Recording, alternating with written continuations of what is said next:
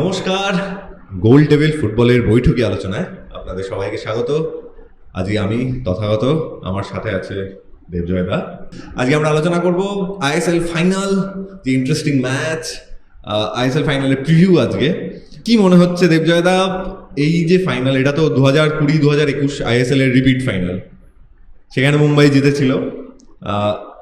এই ম্যাচে তোমার মনে হচ্ছে যে ম্যাচটা কিরকম হতে চলেছে? মানে বিপিনের সেই গোল মনে হয় কেউ ভুলবে না, একেবারে ডাইং মোমেন্টসে। আর দেখো, আমি খেলার বাইরের কথা আগে বলবো। টিকিটের জন্য চরম হাহাকার চলছে, ঠিক আছে, চরম হাহাকার চলছে। টিকিট নেই, সবাই বলছে টিকিট চাই টিকিট চাই।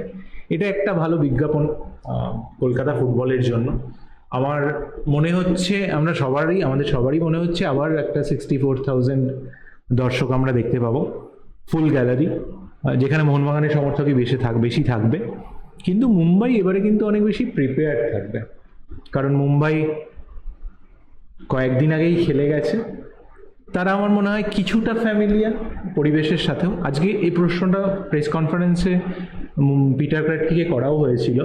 তিনিও যেটা বললেন সেটা হচ্ছে যে আমাদের ফুটবলে ফোকাস রাখতে হবে, আর এরকম পরিবেশে খেলার সুযোগ পাওয়াটাও একটা বিরাট ব্যাপার। আর টিমের দিক দিয়ে তো দুটো টিম একেবারেই ব্যালেন্সড, কেউ কারোর থেকে কম না বা বেশি না, যেটা আমার মনে হয়। যেটা মনে হয় মানোলো মার্কোয়েজ একটা কমেন্ট করেছে আজকে, যে ইন্ডিয়ান ফুটবলে বার্সেলোনা, রিয়াল মাদ্রিদ লাগছে মুম্বাই সিটি আর মোহনবাগানকে। এটা যে খবরে কাগজে পড়ছিলাম, কিন্তু মানোলো মার্কোয়েজ এই কথাটা কিন্তু 2023 সালেও একবার বলেছিল। ফলে এই দুটো টিম বেস্ট টিম এই মুহূর্তে ইন্ডিয়ান ফুটবলে, আর এই দুটো টিমই সমানে আমরা কিছুদিন ধরেই দেখছি এরা একে অপরের বিরুদ্ধে, এরা একটা এটা একটা আর্ক রাইভালরি হয়ে উঠছে আস্তে আস্তে। টিকিটের কথা তুমি বলছিলে দেবজয় দা, এটা যদিও তুমি বলছো যে ভারতীয় ফুটবলের জন্য একটা ভালো বিজ্ঞাপন, আমার কাছে টিকিট নিয়ে কিন্তু, যেহেতু টিকিটটা আমি কেটেছি খেলা দেখতে যাব বলে, টিকিট নিয়ে কিন্তু অনেক ধোঁয়াশা আছে। কারণ টিকিট দেওয়া শুরু হয়েছিল অনলাইনে 1টার সময়, তার প্রায় মিনিট 20 পরেই সমস্ত টিকিট নাকি শেষ হয়ে যায়, সোল্ড আউট হয়ে যায়। তারপরে আবার 15 মিনিট পর পর রিফ্রেশ করতে থাকলে সাইটটায় সেখানে কিছু টিকিট পাওয়া যাচ্ছিল। এই নিয়ে কিন্তু দর্শকদের মধ্যে অনেক ধোঁয়াশা রয়েছে। যদিও এই ম্যাচটা মোহনবাগান নিজে আয়োজন করছে না, এফএসডিএল আয়োজন করছে। যেহেতু এফএসডিএল আয়োজন করছে, তো এফএসডিএল এর তো এই ধরনের ব্যাপারগুলো আরো অনেক বেশি সক্ষমতার সাথে পালন করা উচিত ছিল বলে আমার মনে হয়। যেটা হয়, ধরো মোহনবাগান আয়োজন করলে বা ইস্ট বেঙ্গল আয়োজন করলে সল্টলেক স্টেডিয়ামে, তারা নিজেদের মতো করে ব্যাপারটাকে ম্যানেজ করতে পারে। আর তারা আমার মনে হয় অনেক বেশি ওয়াকিবহাল আমাদের এখানে সমর্থকরা কি ভাবছে তাই নিয়ে। এফএসডিএল নিজেদের জন্য কিছু টিকিট রেখেছে, অ্যাওয়ে টিমকে 10,000 টিকিট দেওয়া হয়েছে, যেটা নিয়ে একটু প্রশ্ন উঠছে। কিন্তু তুমি যতই টিকিট দাও, এই ম্যাচের জন্য টিকিটের হাহাকার থাকবেই, সেটাও একটা কারণ। আর টিকিটের হাহাকার সেই দুরান্তের সময় থেকে দর্শকদের তাড়িয়ে বেড়াচ্ছে। আমি জানি না এই জিনিস কবে ঠিক হবে। ফুটবল খেলায় ফিরে আসি দেবজয় দা। মুম্বাই গোয়ার সাথে একটা অনবদ্য কামব্যাক করে ফিরে এসছে, ভাবা যায় না। 2-0 ম্যাচে 2-0 গোলে ফার্স্ট লেগে হারছিল, সেখান থেকে 2-2 করে 3-2-তে জেতা। হোম ম্যাচে একদম ডমিনেট করে গোয়াকে 2-0 হারানো। কিন্তু এখানে একটা দুটো বড় কিন্তু থেকে যাচ্ছে।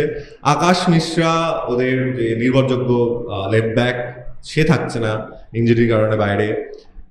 ভ্যান নিফ কার্ড সমস্যার জন্য বাইরে। এই দুজনকে কি করে রিপ্লেস করবে? দেখো, ভ্যান নিফ, আকাশ মিশ্রা তো ইনজিওর্ড, কিছু করার নেই। আর ভ্যান নিফের নিয়েও রাহুল বেকেকে এই প্রশ্নটা করা হলো, যখন রাহুল বেকে বললো যে ভ্যান নিফ ইন জেনারেল ডিএম পজিশনে খেলে, সেখানে আপুইয়াও ওই পজিশনে খেলে দিতে পারে। আমরা ক্রোমাকে দেখেছি আগের ম্যাচে, কিন্তু তোমার সাথে যেটা আলোচনা হচ্ছিল, ক্রোমা ওখানে খেললে কিন্তু একটা গ্যাপ তৈরি হচ্ছিল, যেটা এফসি গোয়া ফার্স্ট লেগে ইউটিলাইজ করতে পেরেছিল। ফার্স্ট লেগে কিন্তু এফসি গোয়া ভালো খেলেছে, ফার্স্ট লেগে এফসি গোয়া ডমিনেট করেছিল ফার্স্ট হাফ, তারপরে মুম্বাই সিটি কামব্যাক করে। সেটা যদি হয় তাহলে তোমার ওদের কাছে অপশান রয়েছে। আকাশ মিশ্রার জায়গায় ভালপুইয়া খেলবে, এটা মোটামুটি কনফার্ম। কিন্তু বাকি মিডফিল্ড কীরকম হবে, ক্রোমা খেললে জয়েশ রানে আপুইয়া খেলতে পারে, তারপরে ধরো এটা হতে পারে নগুয়েরা খেললো তার সাথে আপুইয়া আর জয়েশ রানে, টিরিয়ার ক্রোমা যেরকম যেমন Center back। খেলে সেরকম খেললো, সেখানে- ব্রেকে আবার সেখানে রাইট ব্যাক খেললো। আর না হলে অন্য অপশনে হয়তো মেহতাবকে স্টার্ট করতে হতে পারে। মেহতাবকে স্টার্ট করতে, মেহতাব আবার মেহতাব প্রচন্ড ভার্সেটাইল একটা প্লেয়ার, সে ডান দিকে রাইট ব্যাক খেলতে পারে, লেফট ব্যাক খেলতে পারে। মেহতাব অনেক গোলও সময়- দিয়েছে একটা। হ্যাঁ, আমার সেন্টার ব্যাকেও খেলতে দেখেছি আমরা মেহতাবকে। এইখানে আমার মনে হয় যে এইখানে কি করছে পিটার ক্র্যাটকি, এটা ভীষণ ইন্টারেস্টিং হবে এবং ম্যাচের ফলাফল কিন্তু এইখানে কম্বিনেশনটা আমার মনে হয় যে অনেকটা এফেক্ট করবে যে কি করবে। মিডফিল্ডের তোমাকে মিডফিল্ড ডমিনেট করতেই হবে এই ম্যাচে। মোহনবাগানও চাইবে, কারণ মোহনবাগানে জনি কাকু আছে। জনি কাকুর স্পিড নেই, কিন্তু আমরা দেখছি জনি কাকু কিন্তু গেমটাকে কন্ট্রোল করছে। সাহাল যদি প্রথম থেকে খেলে তাহলে সেই ক্রিয়েটিভিটিটাও অ্যাড হবে। থাপার ফর্ম আগের থেকে একটু বেটার। এইবারে মোহনবাগানের কাছেও কিছু মানে গুড টু হ্যাভ প্রবলেম রয়েছে, কিন্তু মুম্বাই পুরোপুরি চাইবে মিডফিল্ডটাকে ডমিনেট করার, আর সেখানে ওদের প্রধান অস্ত্র কিন্তু কাপুইয়া। প্রধান অস্ত্র আপুইয়া। আমি তোমার কাছে এই প্রশ্নটাই করছিলাম, ভাবছিলাম যে মুম্বাই এর আগে 3বার এই বছর এই সিজনে কলকাতায় এসেছে। 3 সপ্তাহ আগে এক পয়েন্টের ব্যবধান ছিল, ওদের ড্র করলেই ওরা আইএসএল লিগ শিল্ড চ্যাম্পিয়ন হয়ে যেত। ওরা জিততে পারেনি, 2-0 গোলে জিতছিল মোহনবাগান, লাস্টে যদিও চান্তে একটা গোল করেছিল। এর আগে ওরা আবার ডুরান্ডের কোয়ার্টার ফাইনালে হেরেছে। এই নিয়ে অনেকবার হার হয়ে গেল। ওরা কি কিছু এই হার থেকে শিক্ষা নেবে? আমি যেটা জানতে চাইছি সেটা হলো যে ওদের স্ট্র্যাটেজি কি হতে চলেছে। পিটার ক্র্যাটকি কি করবে, কি করে এই মোহনবাগানকে আটকাবে? পিছনে 60,000 দর্শক। হ্যাঁ, মানে দেখো, ওদের ফুটবলে ফোকাস করা ছাড়া কিন্তু আর কোনো অপশান নেই। 60,000 দর্শকদের কথা যদি ভাবতে থাকে তাহলে তো একটু সমস্যা হবে, কিন্তু আমার মনে হচ্ছে এই মুম্বাই সিটি টিমটা অনেক সংঘবদ্ধ। এবং তুমি যদি ওদের কথা শোনো, প্রেস কনফারেন্সেও জয়েশ রানে, রাহুল ভেকে এরা বারবার যেটা বলছিল, পিটার ক্র্যাটকি একটা কোচ যখন চেঞ্জ হয়, আর সারপ্রাইজিংলি দুটো টিমেরই কিন্তু কোচ আমি এখানে অনেক মিল দুটো টিমের মধ্যে।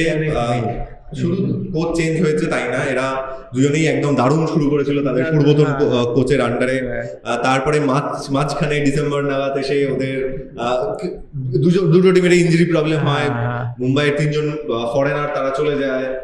সেখানে পিটার ক্র্যাটকিকে অ্যাপয়েন্ট করার পরে পিটার ক্র্যাটকি মূলত ভারতীয় যে যুব খেলোয়াড় তাদের সুযোগ দিয়েছে। অন্যদিক থেকে হাবাস যখন এসছে, হাবাসও কিন্তু এই অভিষেক সূর্যবংশীদের মতো যুব খেলোয়াড়দের উপরে ভরসা করেই লিগ শিল্ডটা জিতলো। তো কারণ প্রচুর মিল। আর এবারে তুমি যদি দেখো, আমরা গোলদাতাদের লিস্টটা যদি দেখি, তাহলে আমরা দেখবো ভারতীয়রা যত গোল করেছে বিদেশিরাও তত গোল করেছে। একদম। এখানে একজনের কথা আমি বলতে চাই, সেটা হলো বিক্রম প্রতাপ সিং, যে কিনা এর আগে পিটার ক্র্যাটকি আসার আগে তাকে অতটা ফার্স্ট টিমে দেখা যেত না। ও কিন্তু সেকেন্ড হাফ অফ দ্য সিজনে 6 গোল করেছে, 4টে অ্যাসিস্ট আছে। 6 গোল করেছে। আগের দিনও মাঝে খেলেছে, মাঝে খেলেছে। ইন জেনারেল আমরা ওকে উইংয়ে খেলতে দেখি, আগের দিনও মাঝে খেলেছে। আর বিক্রম প্রতাপ সিংকে, তোমার বিক্রম প্রতাপ সিং টিমে থাকার একটা সুবিধা হচ্ছে ও পুরো 90 মিনিট এক স্পিডে খেলাটাকে নিজের খেলা ধরে রাখতে পারে। ওকে তোমার কখনোই দেখে মনে হবে না, হয় না টায়ারিং লেগস বা ওরকম, বিক্রম প্রতাপ সিংকে দেখে কখনোই মনে হয় না। বিক্রম প্রতাপ সিং এর থাকাটা কিন্তু একটা অ্যাডভান্টেজ, কারণ ও ছিল না ফিরতি লেগের খেলায়। শিল্ড ফাইনাল যেটা হয়েছিল সেটাতে বিক্রম প্রতাপ ছিল না, এটাও একটা অ্যাডভান্টেজ মুম্বাইয়ের জন্য। তোমার কি মনে হয় যে আমার ওড়িশার লাস্ট দিন খেলতে এলো মোহনবাগানের সাথে ওড়িশার খেলা, এবং তার আগে শিল্ড লিগের লাস্ট ম্যাচে মুম্বাইয়ের খেলা দেখে মনে হলো যে ওরা এই দুটো টিমই এই অ্যাটাকিং মোহনবাগান টিমের বিরুদ্ধে অনেক স্লো স্টার্ট করলো। এটা কি একটা মানে নেগেটিভ স্ট্র্যাটেজি? এটা কি এইটার জন্যই কি মোহনবাগান অ্যাডভান্টেজ পেয়ে যাচ্ছে না বারবার? এটা কিন্তু আজকে কোচও মেনে নিল, আজকে পিটার ক্র্যাটকিও মেনে নিল যে আগের দিন ওরা একটু স্লো স্টার্ট করেছে, অ্যাক্টিভ ছিল না। দেখো, ডিফেন্সিভ খেলা একরকম, কিন্তু আরেকটু অ্যাক্টিভলি ওরা স্টার্ট করতে পারতো। ওড়িশা তো পুরোপুরি, মুম্বাইও কিন্তু সেটাই করেছিল। আমার মনে হচ্ছে কালকে সেটা হবে না। আর কালকে আগের দিনের একটা সমস্যা কিন্তু মুম্বাইয়ের ছিল, ব্যাক অফ দ্য মাইন্ড এটা সবসময় কাজ করে, যে আমরা গেমটাকে ড্র করলেও আমরা চ্যাম্পিয়ন হব। কালকে কিন্তু আর সেই পজিশন নেই, কালকে দুজনকেই জিততে হবে, ফলে দুজনেই সেই রকম খেলা খেলবে। দেবজয়দা, যদি আমরা এবার একটু মোহনবাগানের দিকে ফিরে আসি, মোহনবাগানের প্রেস কনফারেন্স থেকে তুমি কি কিছু ইনজুরি আপডেটস পেলে? কারণ আগের দিন আমরা দেখলাম আনোয়ারকে ল্যাংচাতে মাঠ ছাড়তে, আনোয়ার কি ফিট? আনোয়ার আলীর ফিটনেস নিয়ে আমার মনে হয় না কোনো সন্দেহ আছে, আনোয়ার আলী খেলবে। প্রেস কনফারেন্সে কিন্তু সেইভাবে এই নিয়ে কোনো কথা হয়নি, ইনজুরি নিয়ে সেইভাবে কোনো কথা হয়নি। মনবীরের একটা ইনজুরি আছে আমরা যেটা শুনছি, আমরা আগের কয়েকদিনের মোহনবাগান প্র্যাকটিসের যে সমস্ত খবর আসছিল তা থেকে জানতে পেরেছি মনবীর ফুল প্র্যাকটিস করেনি। সেটা একটা সেটব্যাক হতে পারে, কারণ মনবীর এই হাবাসের স্টার্টিং 11-এ কিন্তু মনবীর একটা ওয়ান অফ দ্য কি প্লেয়ার্স। আর সাহাল ফিট, বাকি আর কোনো ইনজুরি প্রবলেম নেই এখন। তাহলে যদি মনবীরের মানে যদি ওর যদি ইনজুরিটা একটু ঝামেলায় ফেলে হাওয়াসকে, তাহলে স্টার্টিং লাইন আপটা কিরকম হতে পারে মনবীরের জায়গায়? কারণ আমরা সবসময় দেখেছি যে যবে থেকে হাওয়াস এসছে প্রচন্ড অ্যাটাকিং দুটো ফুল ব্যাক, উইং ব্যাক হিসেবে লিস্টান, কোলাসো আর মনবীরকে হাওয়াস ইউজ করছে। মানে তুমি 3টে সেন্টার ব্যাক আর 2টো উইং খেলছে আর কি। এবার মনবীর যদি না খেলে তাহলে মনবীরের জায়গায় ওখানে তুমি কি মনে করছো কে খেলবে? তাহলে হয়তো আশিস রায় খেলতে পারে, তাহলে হয়তো আমরা যেরকম 4-4-2 প্রথমে দেখছিলাম সেরকম ফরমেশনেও চলে যেতে পারে। সেখানে তুমি শুভাশিসকে একটা ফুল ব্যাক হিসেবে দেখবে, আর আশিসরাই একমাত্র অপশন যদি মনবীর না থাকে তাহলে। হ্যাঁ, কারণ মোহনবাগান কিন্তু এই উইং এর দিকটায় মোহনবাগানের অত প্লেয়ার নেই না, যদিও মিডফিল্ডে অনেক প্লেয়ার রয়েছে, মিডফিল্ডে যদিও অনেক প্লেয়ার আছে, অভিষেক সূর্যবংশী আছে, দীপক টাংরি রয়েছে, অনিরুদ্ধ থাপা রয়েছে, জনি কাউকো রয়েছে, হামতে আছে। উইংয়ে আমরা যেটা দেখেছি না, কিয়ানকে মাঝে মাঝে আমরা উইংয়ে খেলাতে দেখেছি। এবার কিয়ান কি স্টার্ট করবে মনবীর থাকবে সেটা হয়তো নাও হতে পারে, অসুবিধা হতে পারে। মুম্বাইয়ের মূলত যে দুজন আমার অন্তত নজর কেড়েছে গত 3 ম্যাচে মোহনবাগানের সাথেও এবং গোয়ার সাথে যে সেমিফাইনালের প্লে অফটা হলো, প্রথমত হলো ছাংতে এবং পেরেরা ডিয়াজ। ছাংতে এই বছর আইএসএল এ ডবল ডিজিটে চলে গেছে, ছাংতে দুর্ধর্ষ ফর্মে রয়েছে। ছাংতে এবং পেরেরা ডিয়াজ আমরা দেখছি বারবার করে নিজেদের মধ্যে পজিশন অদল বদল করে খেলছে। ছাংতে যে দুটো গোল গোয়ার এগেনস্টে করলো দুটোই কিন্তু ও সেন্টার ফরওয়ার্ড পজিশন থেকে করলো, উইং থেকে নয়। এদের দুজনকে আটকাতে গেলে কি ওষুধ আছে? দেখো, এটা ডিফিকাল্ট। ছাংতে শুভাশিসের দিকে খেলে। আমরা কিন্তু আগের দিন দেখছিলাম শুভাশিসকে একটু সমস্যার সম্মুখীন হতে ছাংটাকে আটকাতে, সেখানে লিস্টনকে কভার করতে নেমে আসতে হয় বারবার। এবং শুভাশিস আজকের প্রেস কনফারেন্সে শুভাশিস যে কথাগুলো বললো সেগুলো কিন্তু খুবই, মানে তার আত্মবিশ্বাসটা আমরা দেখতে পেলাম। ও পরিষ্কারই বললো যে ছাংতে দারুণ প্লেয়ার, কিন্তু কালকেও আমরা আমাদের পুরোপুরি দিয়ে এটা প্রমাণ করব যে আমরা বেটার। সেখান থেকে একটা আত্মবিশ্বাস দেখা যাচ্ছে টিমটার মধ্যে, এবং স্বাভাবিক দুটো টিমের প্লেয়ারদের কথাতেই কিন্তু আজকের প্রেস কনফারেন্সে আমরা মানে হয় না যে কনফিডেন্টটা দেখা যাচ্ছিল বারবার। সেটা তুমি এদিকে রাহুল ভেকে জয়েশরানের মধ্যেও, জয়েশরানে দারুণ খেলছে, জয়েশরানের রিডেমশন অফ জয়েশরানে দারুণ খেলছে। এদিকে শুভাশিস, ডিমি যেমন আজকে পরিষ্কার বললো যে কলকাতা আমার হোম, কলকাতা আমার বাড়ি। কারণ ডিমিকে প্রশ্ন করা হচ্ছিল যে তুমি এই যে মাঝে মাঝে আমরা দেখি ডিমি রাস্তার ধারে বিভিন্ন মাঠে নেমে পড়ে খেলতে লেগে যায় বাচ্চাদের সাথে, আর ডিমির সাথে মোহনবাগান ফ্যানদের কিন্তু একটা দারুণ কানেকশন হয়ে গেছে। ডিমি অলরেডি মোহনবাগান লেজেন্ড হিসেবে নিজেকে স্থাপিত করে গত 2 সিজন ধরে 20টার উপরে বেশি গোল ইনভলভ হয়েছে। ফলে আর বিশেষ করে আগের দিন যে টিফোটা দেখছিলাম আমরা, সনি নর্ডে, ব্যারেটো, ওডাফা, সনি নর্ডে আর ডিমি, সেটা নিয়েও ডিমি দেখলাম মানে দারুণ খুশি হওয়াটাই স্বাভাবিক, কারণ ওরকম লেগাসিটাকে কন্টিনিউ করতে পারছে, সেটা সেই জায়গায় ডিমিকে রাখছে দর্শকরা। ডিমির ফর্মটা ফিরে আসাতে কিন্তু সেমিফাইনালে মোহনবাগান ফিরতি লেগে ওড়িশার এগেনস্টে ভালো খেললো, ফলে ডিমির ফর্মে থাকাটা খুব জরুরি। আর যেটা তুমি বলছো যে ছাংতে, আর আসল প্রশ্ন যেটা ছিল ছাংতে আর পেরেরা ডিয়াজকে আটকানো, দেখো ওই পজিশনে মোহনবাগানকে খুব মানে খুব জমাট ডিফেন্সিভ ফরমেশন রেখে খেলতে হবে। পেরেরা ডিয়াজকে আটকাতে হলে হেক্টর ইউস্টের ওভারঅল যে পারফরমেন্স সেটা যদি ভালো হয় তাহলে পেরেরা ডিয়াজকে আটকানো যাবে, কারণ হেক্টর ইউস্টেও দারুণ ফর্মে আছে, মানে সমানে সমানে খেলা হবে। ছাংতে একটা স্পেশাল প্লেয়ার, মানে তুমি যদি দেখো মোহনবাগানের সাহাল যেরকম, মানে ছাং থেকে আগের দিন আমরা দেখছিলাম ছাংতে নিজেই কাটিয়ে তারপরে বল অনেকক্ষণ পায়ে রেখে দান করে দিচ্ছে।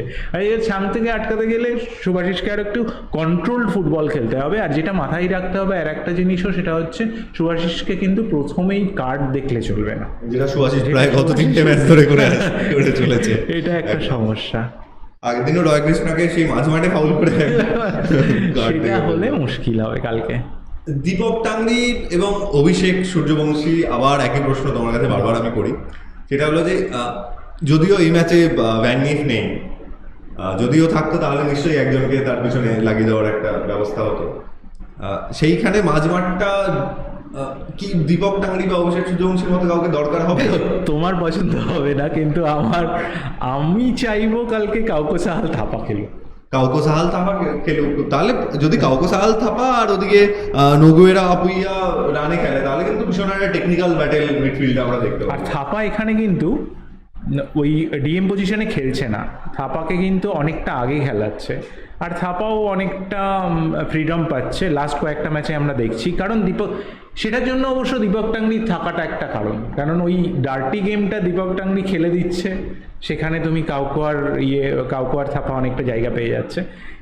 দীপক টাংরি শুরু করলে তাহলে কিন্তু সাহাল শুরু করবে না হয়তো। আমরা প্রেডিকশন কি হয় না হয়, হাওয়াসের থেকে প্রেডিকশন বার করা খুব মুশকিল। হাওয়াস কোনো প্র্যাকটিসের সময় কাউকে 500 মিটারের মধ্যে ঢুকতে দেন না মাঠে, সুতরাং এই আলাপ আলোচনা রুমার্স এগুলো চলতেই থাকবে। আমরা আন্দাজি করতে পারি একমাত্র যে কি টিম নামতে চলেছে। দেবজয়দা, তুমি একটু আন্দাজ করে কি বলবে যে প্রেডিকশন কি হতে চলেছে এই ম্যাচটা? আবার এই মুম্বাই মোহনবাগান 3 সপ্তাহ আগে হয়েছে, 62,000 দর্শক, এবার হয়তো আরো বেশি কিছু দর্শক থাকবে। এই ম্যাচের ফলাফল নিয়ে তোমার প্রেডিকশন কি? ফলাফল যদি তুমি বলো, আমার আগের দিন গৌরবের সাথে কথাতেও এটা বলছিলাম যে আমার মনে হচ্ছে পেনাল্টি শুট আউটে যেতেও পারে। আর যদি বলো যে না 90 মিনিটেই তোমাকে একটা প্রেডিকশন দিতে হবে, তাহলে বলবো মোহনবাগান 2-1 গোলে মোহনবাগান জিতবে। সেটা তো তুমি চাইছো, তোমার ফুটবলিং ব্রেনও তাই বলছে।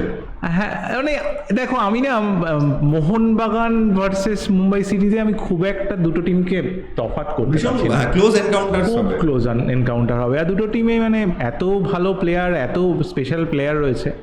তোমার মধ্যে কি মনে হচ্ছে? আমার মনে হয়, যদিও আমি চাইবো যে মোহনবাগানই জিতুক, কিন্তু এই বারবার 3বার আমার মনে হয় না যে হতে পারে। আমার যদিও মনে হয় যে মোহনবাগান জিতবে, কিন্তু সেটা আমার ফুটবলিং বুদ্ধি বলছে, কিন্তু হৃদয় আমায় বলছে যে আমার হৃদয় বলছে যে মোহনবাগান জিতুক। তুমি মুম্বাই হৃদয় বলছে যে মোহনবাগান জিতুক, কিন্তু ফুটবলিং বুদ্ধি বলছে যে পিটার ক্রাইটকে নিশ্চয়ই তুরুপের তাস কিছু একটা ঘুঁটি নিশ্চয়ই অন্য কোনোভাবে সাজাবেন, কারণ উনি এসে দেখে গেছেন মোহনবাগান কিরমভাবে খেলে, দর্শকের প্রেশার হ্যান্ডেল করে খেলার অভ্যেস আছে ওদের। আমার মনে হচ্ছে মোহনবাগান একটু সমস্যায় পড়বে এই মুম্বাই। আর ল অফ এভারেজ বলছো তুমি এখানে? হ্যাঁ, ল অফ এভারেজ। দেখো, মোহনবাগানের যদি অ্যাটাকিং ট্রিও মানবীর, লিস্টন কুলাসো এবং পেত্রাতস এরা যদি ওয়ার্ক করে, তাহলে তো আটকানোর কোনো প্রশ্নই নেই। না, মানবীর খেললে তো অনেক। হ্যাঁ, কারণ আগের দিনে মানবীর কিন্তু একটা এমন সময় মনে হচ্ছিল যে ম্যাচটা এবার পেনাল্টি ছোট আউটে চলে যাবে, সেই সময় কিন্তু মানবীর সুন্দর একটা বক্সের মধ্যে মাইনাস করে গোলটা করিয়ে দিল বলতে গেলে। একটা কাজ করি, বরং আমরা দুজন মিলে একটা প্রেডিক্টেড 11 মোহনবাগানের ভাবার চেষ্টা করি। মোহনবাগানের প্রেডিক্টেড 11 দুজনে মিলে ভাবার চেষ্টা করি। সেটা কি ঠিক আছে? গোলে তো দেখো বিশাল কায়ে, হ্যাঁ, গোলে বিশাল কায়ে 3টে ডিফেন্ডার আনোয়ার, সুভাশিস। আমার যদি মানবীর ফিট থাকে তাহলে মানবীর, আর না হলে আমার মনে হয় যে আশিস রাই স্টার্ট করবে। বাঁদিকে লিস্টন কোলাসো খেলবে। মাঝমাঠটা নিয়ে একটু সমস্যা, মাঝমাঠে জনি কাউকে স্টার্ট করছে, অনিরুদ্ধ থাপা স্টার্ট করছে, অভিষেক স্টার্ট করতে পারে কালকে, অভিষেক স্টার্ট করার একটা অভিষেক start সম্ভাবনা করতে আছে। পারে, অভিষেক করতে- না আর একটা তোমার মনে আছে যে এটা ম্যাচটাতে ওটা বোধ হয় নর্থ ইস্ট ইউনাইটেডের এগেনস্টে ছিল না জামশেদপুরের এগেনস্টে, নর্থ ইস্ট ইউনাইটেডে ছিল, এখানে সাহাল কাউকে আর অভিষেক খেলেছিল। চাহাল কাউকে অভিষেক খেললে তো বেশ ভালোই হয়। হ্যাঁ, সেটাও কিন্তু একটা ভালো Attacking একটা একটা প্রমিসিং অ্যাটাকিং লাইন আপ। মাঝ মাঠের দখলটা নেওয়াটাই মেন। হ্যাঁ, আর সাদিকু যেহেতু নেই তাই কামিন্স আর কোনো অপশন নেই, কামিংস আর দেবে। অপশন নেই হলো মোহনবাগানের কাছে, অপশন মিডফিল্ডে অনেক হলো মুম্বাই সিটি এফসির কাছে। আপনাদের কাছে অপশন আছে, আপনারা লাইক শেয়ার এবং সাবস্ক্রাইব করে দিন ভিডিওটাকে, আর আমাদের সঙ্গে থাকুন, আমাদের দেখতে থাকুন। সমস্ত সোশ্যাল মিডিয়ার যে হ্যান্ডেলগুলো এগুলো ডেসক্রিপশন বক্সে আপনারা পেয়ে যাবেন। আর বাংলার ফুটবল এবং ভারতীয় ভারতীয় ফুটবলের ফুটবলের জয় হোক। জয় হোক।